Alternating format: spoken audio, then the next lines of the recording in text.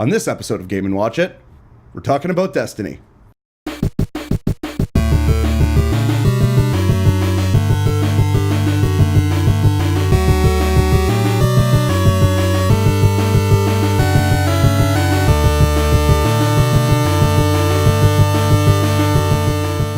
Hello and welcome to another episode of Game and Watch It. This is episode 28.5, I guess? Ish. As you guys can see, we don't have the normal cast. I, of course, am Poli, and I'm here with my friends Dario and Dan, Mr. Squeaky Butthole, or whatever we called you last time you were on the That's podcast. The one. I think that was the winner. That was the winner. No, it was a fan vote. Oh, no, absolutely. Are you kidding me? 100%. All three fans. It was perfect. Anyways, we had a huge release on PC this past week. And on top of that, I mean, this game has been out for about 2 months now on console. Destiny 2. Today we're going to be talking only about Destiny 2. And we're going to try and keep it spoiler-free for a little bit, but if you are planning on not getting spoiled and still want to buy the game, I suggest maybe turning the video off now and coming back later. But either way, guys, what do you feel about the game? I think we like it. Yes. Yeah? I think we're enjoying it. I like it. Yeah. Well, I've been playing it for a little while. I mean, I know you've been waiting for the PC release to come out, right? So I've been playing it on the PS4 Pro since launch. It's exactly the reason I wanted to have you guys on the show. I know you guys have gotten it since, what, day one, essentially? Yeah, I did. Yeah. Been playing it since day one, I should say? Yeah. I put in I think 8 hours right after midnight release. Oh, yeah. Damn. Oh, yeah. Didn't even get any sleep. Nope. Well, I went to sleep after that, got up at like 1 p.m. and then right back on Destiny. Nice. Yeah, so I know there's a bunch that they've improved. One major thing is the story. How do you guys feel about the story, the character development, the setting? I love the campaign. I thought it was really well done. Yeah. Yeah. I'm doing PvE, like exclusively same. PvE now. Yeah. Yeah, well, I mean, I know I'm not a big multiplayer guy. Like, I know the game is multiplayer centric, but one of the things that sold me on Destiny 1 was this appeal of playing in a single player game that takes place in a multiplayer universe, right? So being able to hop in and out of single player and multiplayer seamlessly within the same map was really appealing to me. Yeah. And now that they've kind of fleshed out the storyline, and it's just that much more appealing to play single player or play PvE, like you said. Yeah. For me, it's just the co-op, like hopping on with a couple buddies. Yeah. And like playing and just throwing down, having fun for like a few hours at a time because you lose time. Yeah. It's one thing I noticed. I started playing it and I went right back into me playing Destiny 1. That was it. I'd sit down and be like, I'll get an hour in, and then all of a sudden it's 3 a.m. and I have work at 9. Here we go. At that point, might as well just keep playing. Yeah, exactly, right? I've felt a lot of good things about this. I mean, first off, I had my reservations about Cade 6 when the teaser came out.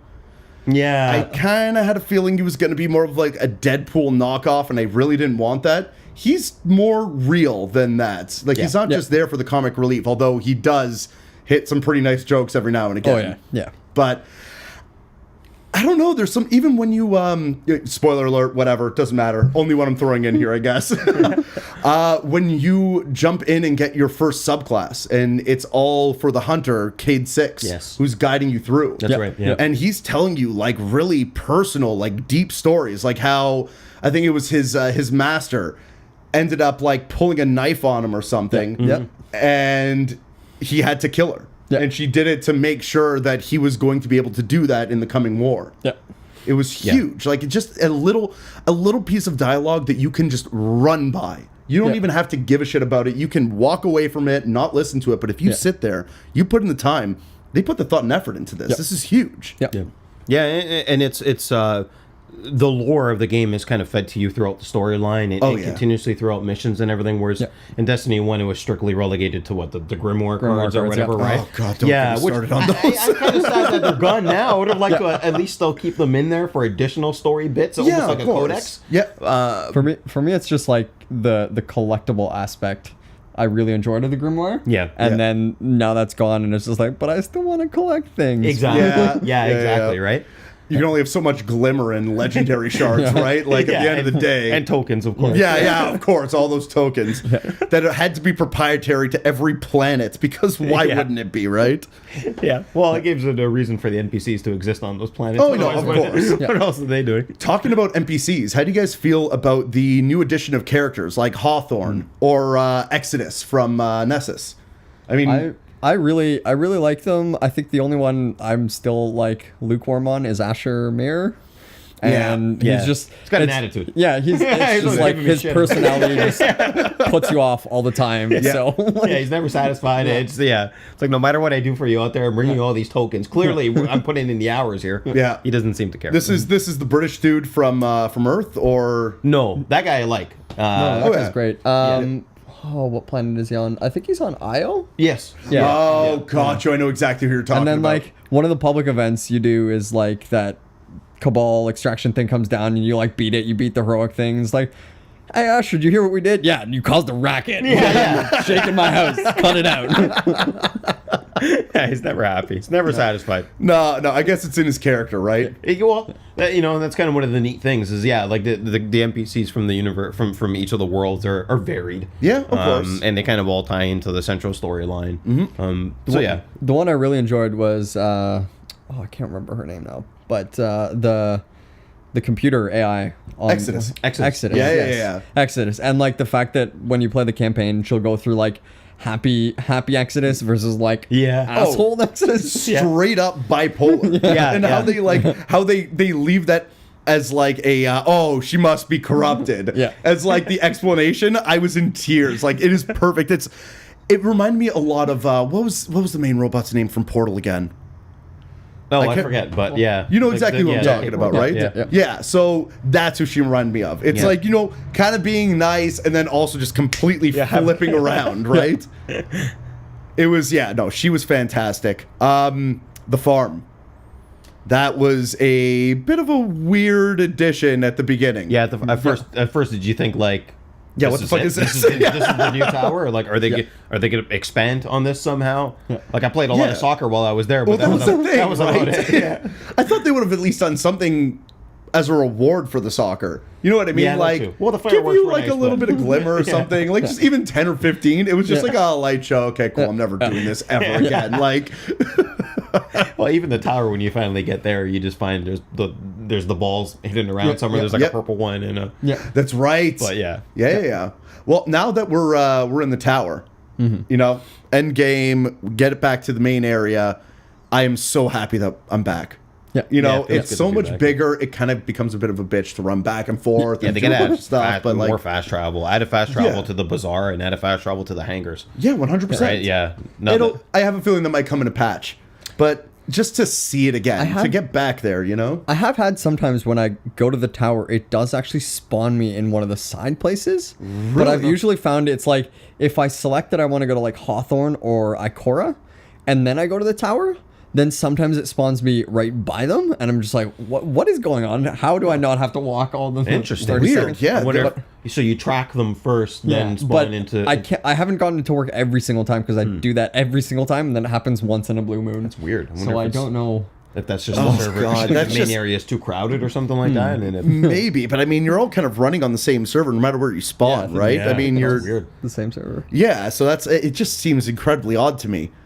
I mean, to add that system in would be awesome, but at the same time, like, almost redundant in a sense. Because, like, why would you tag something and then jump into the world when when you jump into the world, everything just kind of pops up on the screen? Yeah. Like, you got to go here, here, and here. Okay, cool. I'm on my way. Like, odd. Although, again, I feel like we're nitpicking here. Yeah. But still. I would also, to go back to the tower, I also found it interesting how once you've unlock the tower. Sorry, go back to the farm. Once you've unlocked the tower, there's no real reason to go back to the farm.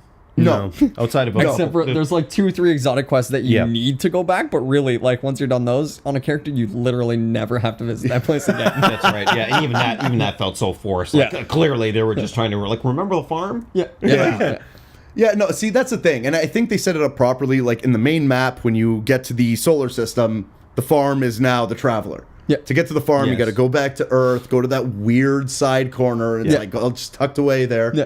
So I think they set it up right. Yeah.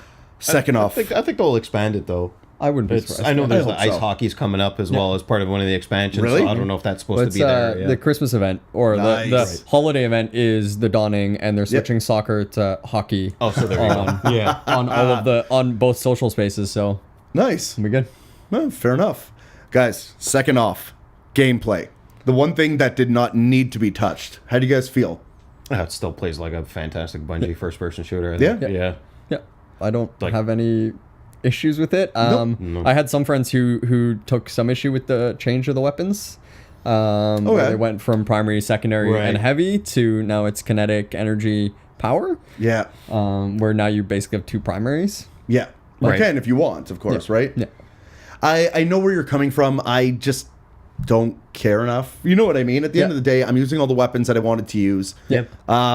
Personal setup right now, I have 2 hand cannons that I'm running and a sniper rifle. Yeah. So I can't remember what it's called, but it's that solar hand cannon. Sunshot. That's it. That's the one. Yeah. That is my favorite Someone gun. plays Destiny too much. Yeah, right. Hey, whatever, man. That gun was in Destiny 1 too, though, wasn't it? No, it no, wasn't at no, all. It was in the beta. Maybe That's that's what it was. why Yeah. I recognize the was in gun. the There beta. we go. Okay, fair enough. That hand cannon is crazy good. Yeah. I remember. I would also be interested to see the split of weapons that players use on PC versus console. Yeah. Because I've heard from pretty much all of my PC friends that no one ADSs on PC anymore. Where, Really? Yeah. Huh. Or like that if you have a good mouse, you don't really have to ADS. But Fair enough. yeah. But you're playing with a controller? Yeah. Which is odd because I'm playing on PC, but I'm such a console head Yeah. that Okay. I can't not play with a controller. Yeah. Yeah. So Are you playing with a DualShock or are you playing with... DualShock, yeah. Okay. Yeah, I mean I'm more of a PlayStation guy than a Microsoft guy to begin with, so I had to go with what I was used to. Yeah. But man, what a game so far. I cannot believe how well they've implemented everything. I mean, the biggest gripes I had with the first one was like all the story that they had and they barely ever used it, right? Yeah, yeah. Gameplay was perfect. Yeah. It seems like the perfect marriage now. Yeah. They've Yeah. created something that's amazing. The loot system has been great. They've made rares more viable, especially now now that you can infuse everything and not just exotics, which I think was the way in Destiny 1, if I'm not mistaken. I believe No, so. you can infuse legendaries and exotics. Could you? It's been like Okay. Yeah. I remember I did it with exotics in 1, but I never did it with legendaries, so fair enough. They did it after a while. Maybe it was exotics first. Can't remember because that was like 2.5 years ago. But I think Yeah. they did it. I mean, by the end of year 3, you could Yeah. infuse into legendaries as well. But Gotcha. Okay. Well, fair enough. The only other thing that's kind of it's bothering me a little bit is just the loot isn't enough when you find just like a random chest.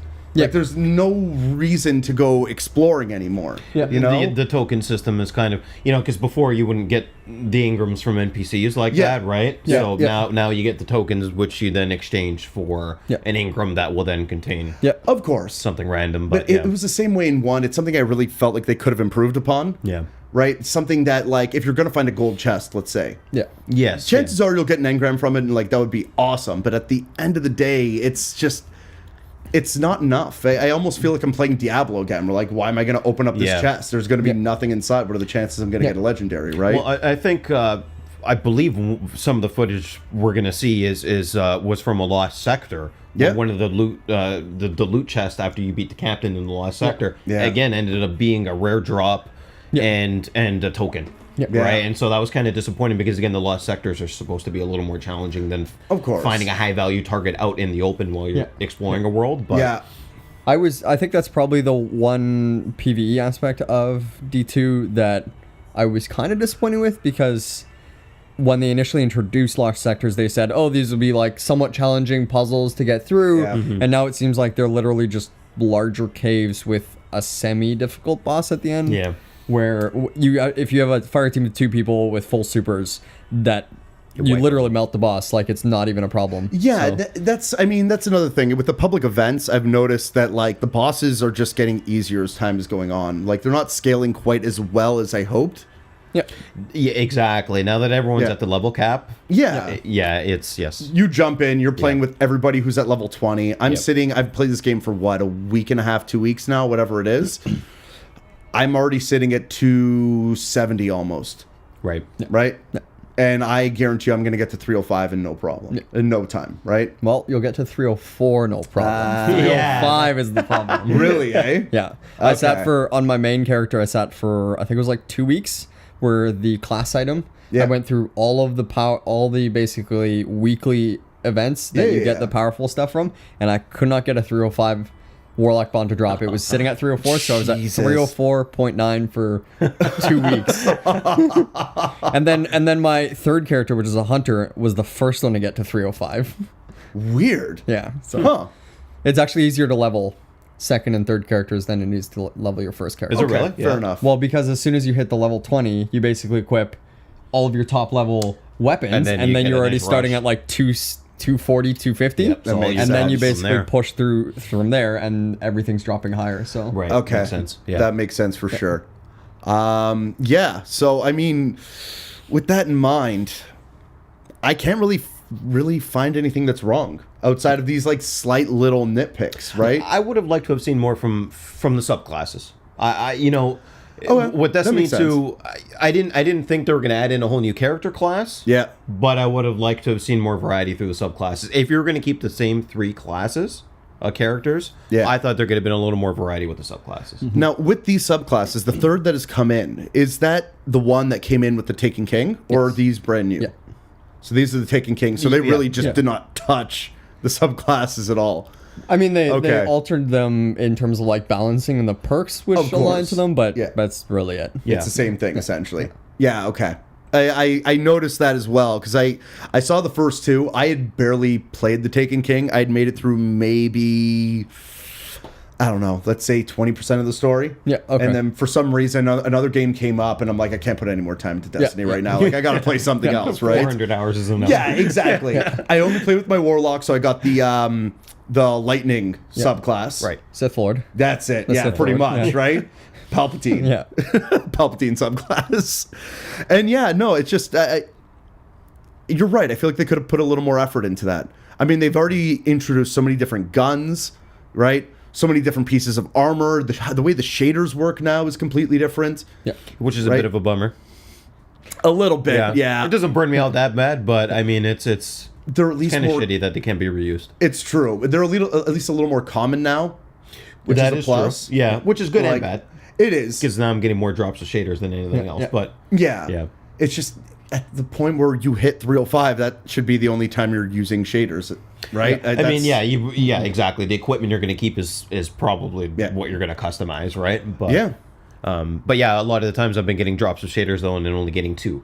Right, and so that's not even enough to kit out my whole guy, right? So makes sense. Yeah, but but I mean, otherwise, like again, generally in terms of all the tweaks behind the scenes to the gameplay model, everything's been fantastic. It plays like Destiny, right? Like, 100%. I've been hoarding my shaders mostly because I can never decide on what one that I want to use for a specific character. Yeah. So it's just like I have just this pile of shaders that I've even had to like vault some of them because Seriously? like I have too many. I've started deleting the green ones because I don't like any of them. So Fair. And those give you 100 glimmer. So if you're ever strapped for glimmer, just wipe your... Actually, so those can be broken down? Yeah. And then is that all you get? The problem is right now, and it's quality of life that Bungie's working on, is you can delete one shader at a time. So if you have a stack of like 120 shaders, you have to go delete. And then watch the bar fill. Delete. Watch the bar delete. fill. And you spend like 10 minutes deleting 120 shaders. Are you sure you want to get rid of the shader? Are you sure you want to get rid of it again? Like, it's... This is a green shader. Are you really sure? Yeah, I will say this. I've at least used them for the Sparrow and for my ship. Those are easy decisions. 100%, Yeah. And I have the ugliest ship in the entire world, and I love it. It's like having a pug. You know what I mean? Like, you look at it and you're like, this is an ugly dog, but it's still the most adorable thing you've ever seen in your entire life, right? Ugly dog, exactly. Right? That much to you. I have that ship that makes like a weird like U, and it has the blasters at the bottom. Oh, yeah. Oh, dude, it is horrendous. Let me vomit. Oh, yeah. Yeah, it's pretty bad, but... is it an exotic one? Is that why you're using it? No, it's a legendary. I don't have an exotic ship, so yeah. Not yet. I'm working through it. Come on. First week and a half. Not even a full week yet. Yeah, exactly. Yes. No. Is it only... I think it came out Tuesday, did it not?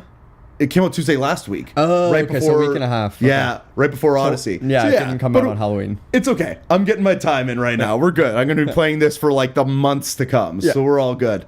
But anyways, general impressions on the game. Do you guys have any final thoughts? Anything that you really wanted to push home? Actually, one thing I wanted to talk about was the microtransactions always, comes up. Loot boxes and microtransactions are kind of always big topics, right? Of course. I feel like this is, so far I have not felt inclined to purchase a single thing. So one other game that I've been spending a lot of time on has been Warframe. Oh, yeah. Which is a free-to-play game. Has a lot of similarities, gets compared to Destiny a lot, even though the gameplay model is very different, like it's a third-person kind of cover-based shooter. But in terms of the loot, Warframe, I felt a little more compelled to go out and buy things. Like the transactions are tied into things like when you're crafting, you can spend money to speed up the amount of time it takes to craft things. Right? Destiny hasn't gotten out of hand like that at all, right? I feel like it's been relegated. Microtransactions have been relegated strictly to cosmetic things. And as we just talked about, I'm not huge into decking out my character like that, so of course I haven't spent any money at all on silver or Well, also, I think the upside is, you basically, the way they work is you get a bright engram every time you level up. At the start of every reset week, you get a 3 times multiplier to leveling, so you can get 3 bright engrams super quickly. Of course. And then those can drop a bunch of stuff, and they're all cosmetic items except for armor pieces. But the armor pieces are only at power level 10, so you still have to infuse them up to whatever you actually want. Gotcha. Exactly. Gotcha. That's right.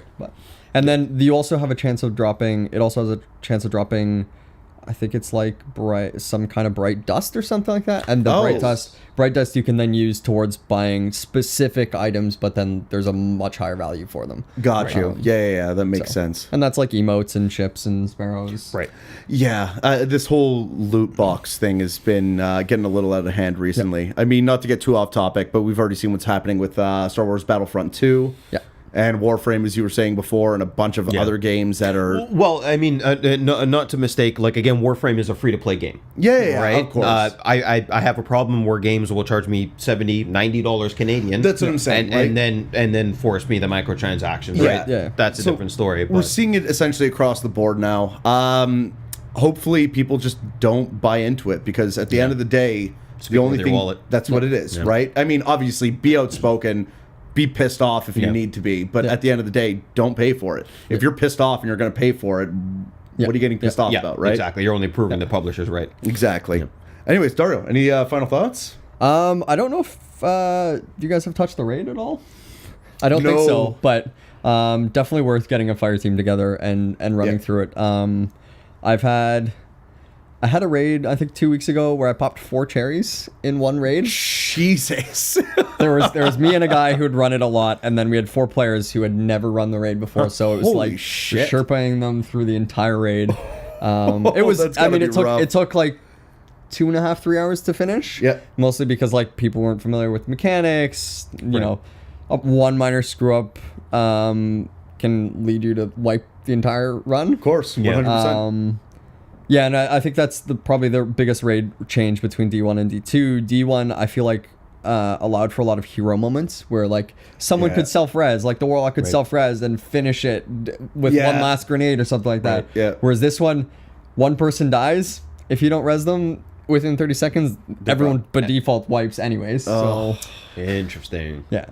And then, like, there's a lot, and a lot of the stuff is tied to having all the players alive doing the activity at the same time. So see, that's one thing I never got to experience in D1. Was because I never really had a fire team to go into a raid with, and you needed what, like 7 people or you need 5 people? Five other people. Okay, so it was 6 people in total.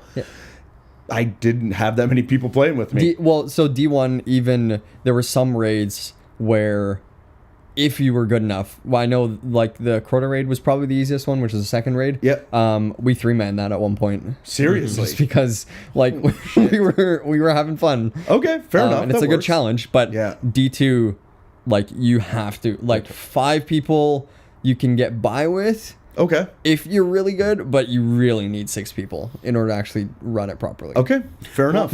What's interesting actually is trying out the guided game. I don't know if anyone's tried. I personally haven't tried that yet, but I guess that's kind of been their solution to the lack of matchmaking. Yeah, of course. Yeah. And so I wonder if that, that'll help situations where, even same, like if I'm in, being in a clan is one thing, but like you said, having friends available to fire a team with you to do the raid. Yep. Doesn't matter how many friends you have. That's not always going to be possible to devote the amount of time required, even though there's checkpoints. But yeah. So I haven't tried the guided game myself, but maybe I give it a shot for the raid, see how that works out. I think that would be a good call. Yeah. I've only played some of the strikes, and with that in mind, and actually that was going to be my final thought. I'm having fun with them. I don't think I'm having as much fun with them as I was with the strikes in D1. Yeah. I would agree. I've noticed that too. Yeah, doing the strike playlist. There's a few on there that I just don't care for at all. There's a bunch that I don't care for. They kind of almost seem like rehashes of the old strikes, just kind of done in a different way, kind of. I did the Vex one for sure, and it again drops you in a circular room, and there's a big boss in the center, and then there's guys coming at you from all angles. Just like, I've done this before. Why am I doing this again? Right? Find another way to do it. Find some original idea. Get something really cool going. Strikes don't need to be this like repetitive thing. Yeah. It could be just as original and as enjoyable as the raids. Yeah. I don't know if you guys have run any of the Nightfalls, but I've done the first one solo. Tried the solo one, the one where you have to start on the Sparrows. Well, you don't. You start that's a right. nightmare. Yeah, that was a nightmare to do on my own. I could not do that. Maybe if you were a Titan, you could throw up shields. Yeah. But as a hunter, no, I was getting smoked. Yeah. Jesus. There was one. I think it was the one you were just talking about, where you start on Sparrows. Where I guess the prestige version of it was having problems. So like probably like 2 or 3 days into the week, they swapped it to a different Nightfall, and then that week I must have run probably like 10-ish Nightfalls with people. Oh yeah. Because I was having so much fun, because it's the Vex Pyramidion one. Yes. Yeah. That one, if you're a hunter and you drop a smoke, there's one part where you can, instead of your team taking like 10 minutes to clear it and clear all the enemies out, you can smoke yourself as a hunter and basically hit all 4 pillars and be done with that room in probably 2 minutes flat. And like it makes it so quick, and it's so much fun. Because I think the perk on that one was your grenades were charged faster. Yeah, grenades and like all of your abilities, and your melee ability is a smoke grenade that goes invis. Yeah. Man. Yeah, see, actually, it's what I was telling Dan before. We were playing the game before we started recording, and I told him, like, dude, like, that melee grenade thing that happens, I'm like, I've been hit by it before accidentally, and I realized it cloaked me. Yeah. He's like, yeah, right? I mean, so this is what it is. It's what it's made it so much better for stealth. Yeah. Anyways, guys, I think we're going to take a break over here. Cool. And we'll be back in a few. Guys, enjoy our new break music. Thanks.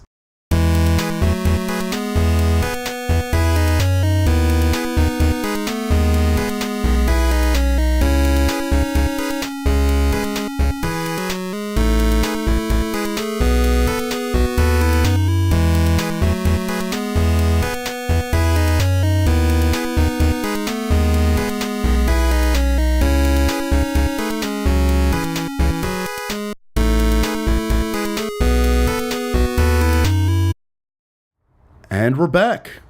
Welcome back, guys. Yep. We're back. Cool. So in this second half of the podcast, I really wanted to focus on the predictions, right? The expansions. I know we just got a trailer that launched for the Curse of Osiris, the Born of Osiris. Yep. What'd you guys think of the trailer, first and foremost? I don't know. I was kind of, when I watched it, I really enjoyed the fact that we finally got to see Osiris. All of Destiny 1, we'd been hearing about Osiris. You'd never really seen who he was. Yeah. You did Trials of Osiris, which was like basically like proving yourself to him, and then finally all of a sudden now we get to see who Osiris is, and he's just a complete motherfucking badass. Yeah, right? Dude, like, holy shit. And mind you, I understand it's a CG trailer, but like some of the stuff he was pulling off was incredibly badass. Like crazy. We noticed the head jumping thing. Yeah. Right? I don't know if that's... Yeah, we had a little refresher just before we came back, just to make sure we had everything that we needed for this. But Yeah, the first thing that Dan realized is like, did he just jump off that guy's head? I'm like, yep. Yeah, he did. He did. That's a thing.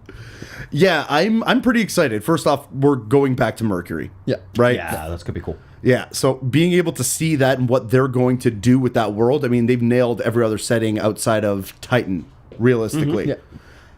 To what they're going to do with this first expansion, I think it's already above and beyond what they were planning on doing, or what they had done, I should say, with the first expansion with Destiny 1, which was the Wolf expansion, I think. Or was it the House of Wolves? Or I think so. Yeah, I think it don't was. Right. I don't So remember. long ago. I don't remember anymore. Yeah, it's all good. I'm expecting, obviously, Heavy Vex. It's all they showed off in Mercury, and fair enough. Yeah. I mean, it makes sense. That's the thing. I want to see more of the Hive. We didn't get a lot of them. Yeah, true. Right? We only got them on IO, was it? And they're on Titan as well. Too. Titan. Yeah. You're right. They always come out of the most unexpected places, and they always piss me off. Like, because then there's like there's actually one public event where they come streaming out of like some back room. Yeah. Right, like secondary to the public event, they're just there, and if you happen to make enough noise in their general vicinity, then they just keep pouring out.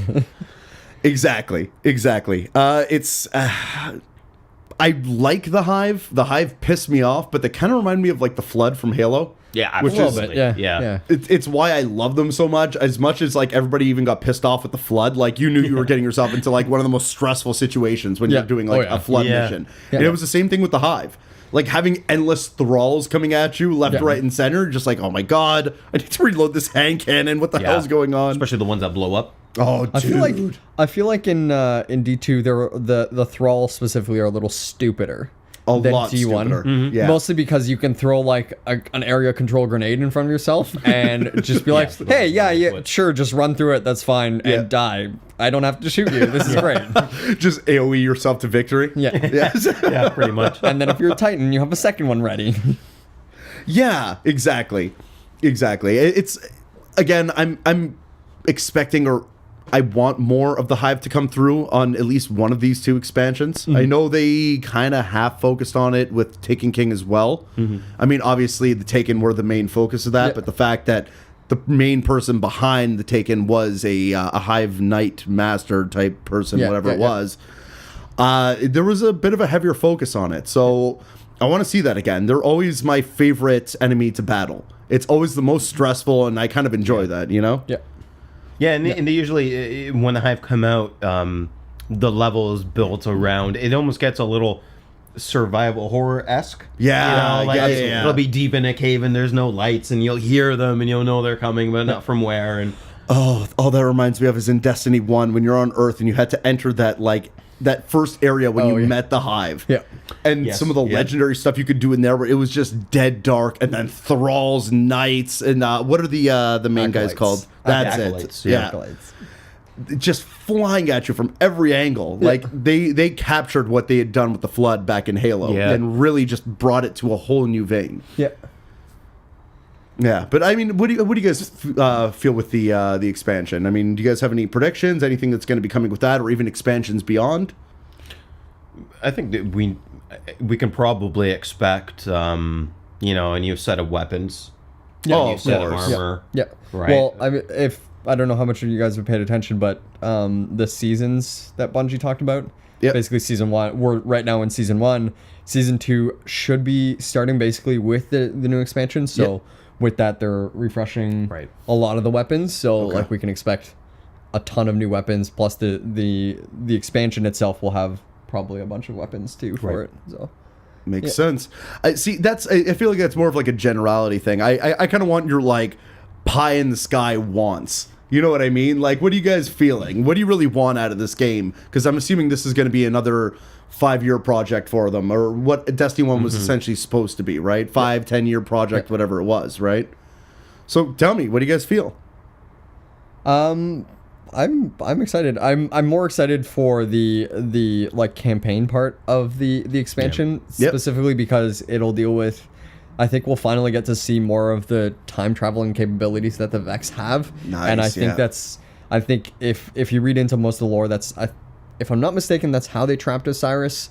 And that's how they still have him. And So seeing those capabilities, seeing how the worlds could shift. Some people have thrown out that some of the areas might be procedurally generated, similar to Diablo. I don't know how true that is. Okay. But because none of that's been done in Destiny, even 1 or 2 yet. So could be. I don't foresee it happening, but I'm kind of with you on that. It's a lot easier when you're looking at something that is not necessarily grid based, but a lot of like straight paths and stuff like that with dungeons. To have an open world MMO and then procedurally generate like a cave, I don't see it working well. I thought that's what the Lost Sectors were almost going to be like. Yeah. That's kind of what I was expecting. Yeah, from Lost Sectors, but I guess like for me, I'm curious to see how fleshed out Mercury is as a planet. Like, is it going to get patrols? Is it going to get adventures? Is there going to be Lost Sectors? Or is it literally going to be 2 campaign missions and pretty much empty map kind of thing, right? Yeah, that's the thing. I hope they've learned from their mistakes with the expansions in 1, because they were lacking, for lack of a better word. And I have a feeling they've learned from their lessons, right? From what we've seen and the improvements they've made from 1 to 2, I think they're going to transfer that over to how they're going to implement the expansions, what they're going to do for the expansions, and then run from there. So I think we are going to get a fully thought out world, right? Something with a lot of missions, adventures, maybe even some enhanced missions, patrols, a lot of public events, all that kind of stuff. So I'm just crossing my fingers and hoping to God that I'm right. But it's funny that you brought up the Vex, because that was actually one of my other thoughts as well. They didn't really touch on the organic river substance that power the Vex. Yes. Right? How that's going to be implemented and how that's going to come into the story. I really want to see what they're going to be able to do. Yeah. So that's another big thing for me. I want to see them touch that on top of that. One thing that not a lot of people, I guess, know, unless you really got into the Grimoire cards, is that the Fallen were the first Guardians, I believe. They were the first to be touched by the light, and that's why they were called the Fallen. Are they going to bring that story aspect back into the world? Are they going to, flesh that out, right? I really want that to happen. I want them to put a little more thought into the Fallen, not just have them be this scavenging bullshit race. Yes, I know. That's the way they always describe. Well, they kind of hint that maybe that Osiris is not necessarily a good person. Yeah. Right? Or, of course. Well, he was exiled for like being, I guess, overly aggressive with the Vanguard Council, right? Yeah, things along those lines. So we'll see how that flushes out. Yeah. I'm crossing my fingers. We'll see how that goes. And I mean, we get next week. We get Faction Rally, and the week after that, it hasn't been confirmed, but if it goes the same as the original, the first few weeks of the game, then we should have Iron Banner after that too. Wicked. So, right. Which I found the first one kind of had its own set of problems as well. I mean, the Crucible was never the biggest attraction for me. But from the short bit of Crucible stuff I've played so far in D2, wasn't the biggest fan of it.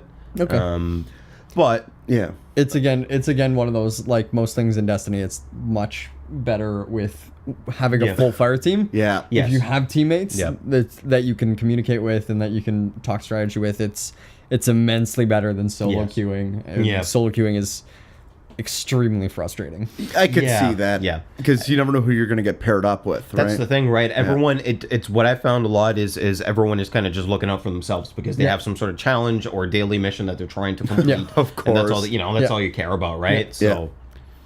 See, that's good. I actually did want to bring up the Crucible because I haven't touched it yet in D2, and I don't really have an intention to for the next little while. As I said before, my main focus is PvE. Right? So I'm going after all the adventures, again, all the enhanced stuff. So you guys feel like unless you have a full fire team, it may not be worth it to make it a main focus for your gameplay style, unless you're truly into that kind of stuff. Yeah, I would say unless you like really like PvP and you don't mind solo queuing, or you're really good and then you don't mind solo queuing because you can always hold your own and you can pick up slack for your teammates.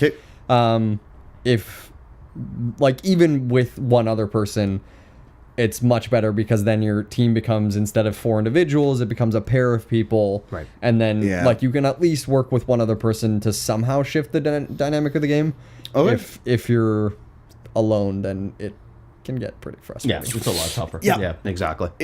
I know exactly where you're coming from, because it was the same in D1, and it was the same in every other Halo game that I've ever played, and realistically any other shooter I've played online. If you don't have a team, you don't know who you're getting paired with. It could be, you know, somebody who's new to the game. Could be a person who's essentially just there to troll. Yeah. You don't know, right? Yeah. So it does change the experience. And it's funny. I feel like I've talked about this before on the podcast. There was one moment where RZ and I were playing with a friend of mine and Dan's, Cash, who is actually a avid fan of the show, oddly enough. Send us videos and comments and everything, always asking us questions. Cash, if you're listening, love you, bud. I remember we were playing Halo 3, if I'm not mistaken. It was on Ryan's 360, and it was just us three. And we ended up getting into a game, and everybody had left except for this like one guy, and he stayed in the game against us three. And all we did is, it was this like weird waterfront stage, if you guys remember it. So it had like, you know, a beach, and then you would go in. Yeah. It was like Valhalla. That's it. That's it. Yep. That's a really big map for 3v1. Dude, so we're sitting there on the beach, and the guy knew where we were because we essentially camped. And all we would do is just wait, kill him, and then while one person was waiting for him to come back, the other two, and we would cycle, would melee his body until we got him into the water, and then just run back, kill him, and do it. Just rinse, repeat, melee. It was watching that like limp video game physics body and just the limbs flying everywhere as you're like hitting him into the water. I have not had a moment like that where I have laughed that hard while playing a game ever. That was one of the only moments, and it was because, again, I was playing with a friend, a couple of friends, right? So I completely agree with you. It always does make the experience much better. Yeah. Now, in regards to rewards, how does it balance with the Crucible compared to, you know, doing PvE type stuff? Because I know in D1, a lot of people did do Crucible at the beginning to power themselves up, because you get a lot of stuff quick and you level up quick. I don't know if initially for kind of like power leveling yourself up to 305 how it works, but in terms even of just to 20. Right? Some people have a lot of fun with it because you're very weak Guardian up until you get to like high levels. Like you basically don't even have a lot of your perks unlock on your subclasses. So some people find it as a nice challenge because you're not fully leveled or at full strength. Yeah. Okay. To go at it, but in terms of like loot drops, you're not looking at, like, it's much quicker to run PvE. Your public events or strikes are probably the worst one to run, but 100%. But like PvE activities, whether it's just patrols or just public events, are a lot quicker for farming loot. Then you probably Crucible's next, and then strikes are last.